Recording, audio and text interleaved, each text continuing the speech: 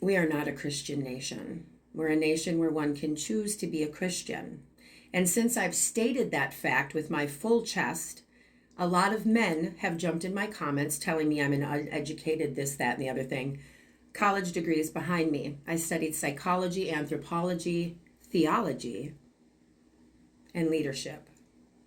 So today we are going to talk about the First Amendment, where it came from, why freedom of speech is not an American thing, and it was a very radical idea, started with Socrates. Okay?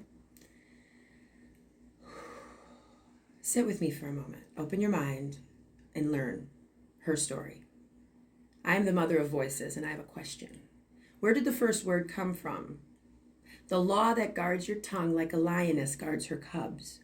So follow me down the rabbit hole, past marble statues, powdered wigs, into the underground river where liberty learned to sing. So before parchment, before pens, there was a hunger in the human chest to speak without a sword pressed to the throat, a murmur in cathedral shadows, then a quill. In 1215, scratching Magna Carta, the king is not the only voice. The king is not the only voice. Not a shout, but definitely planted a fucking seed, right?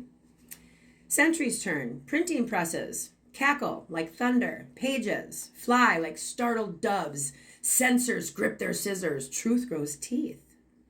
A poet named Milton steps forward in 1644. In his hands like a torch, let truth and falsehood grapple, he said. The goddess smiled then. Iron sharpens iron, right? Then Locke whispers in the winter of the soul, government by consent, conscious unshackled, the mind its own cathedral, words become lanterns, and lanterns became the roads. Ships cross the Atlantic with crates. In 1735, Zenger stands trial, inkstand, unbowed. A jury says free man may criticize the powerful. The hive of newspapers hums, colonies stir, drums roll, the goddess beats. Time.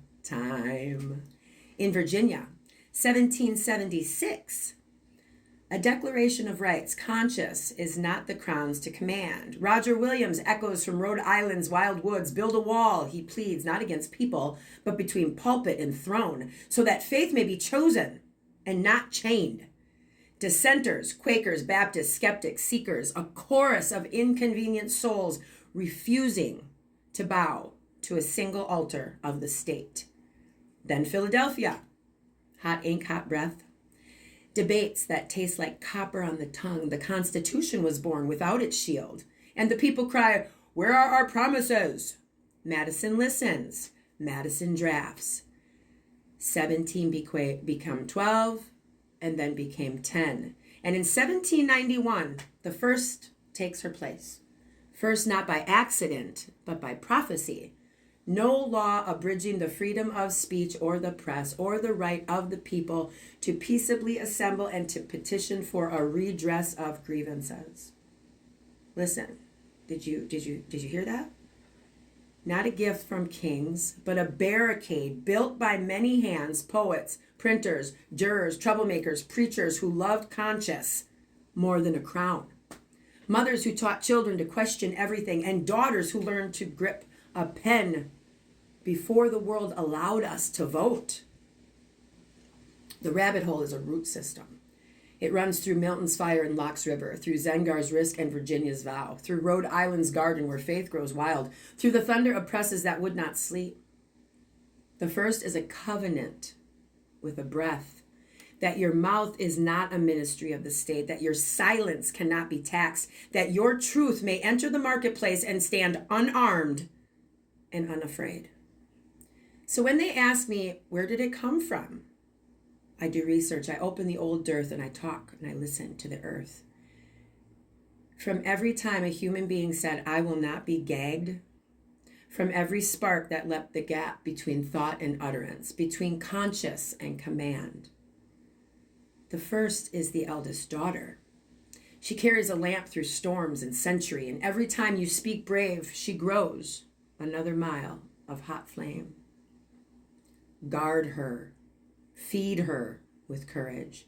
Sharpen her with compassion. And remember, freedom of speech is not freedom from reply. It is the covenant that lets the chorus live. So sing and let them sing back. We rise. Right?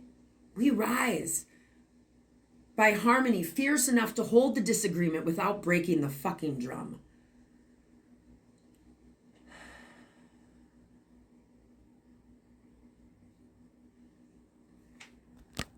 I'm 49 years old and well educated.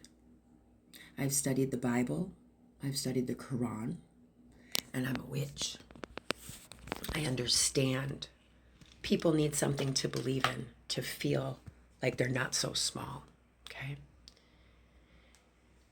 But this is not and never has been a Christian nation. The founding fathers were deists, okay? They were not evangelical Christians, all right?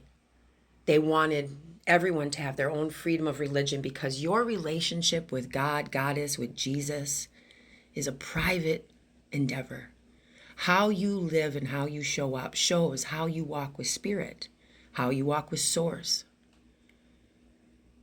So if you have to fucking showboat around behind the only way you're a good person is because of Jesus or getting into heaven, you're a shitty person.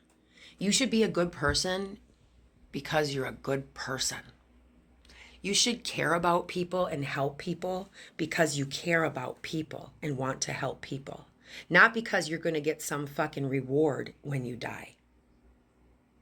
My name's Sprite the MC. I have multiple college degrees. I have a high IQ, and I'm a witch, reincarnated into human form more than once. I know who I am and what I am. And if you continue to hate, which a lot of you do because you're so fucking stupid, the Great Mother is done. Earthquakes, tornadoes. She will clear out the rot. And the patriarchal systems are crumbling in real time. 2026 and 2027 are going to be very crucial to the Great Awakening. So, follow me for more. Oh, and go check out my new music on all platforms. Sprite the MC.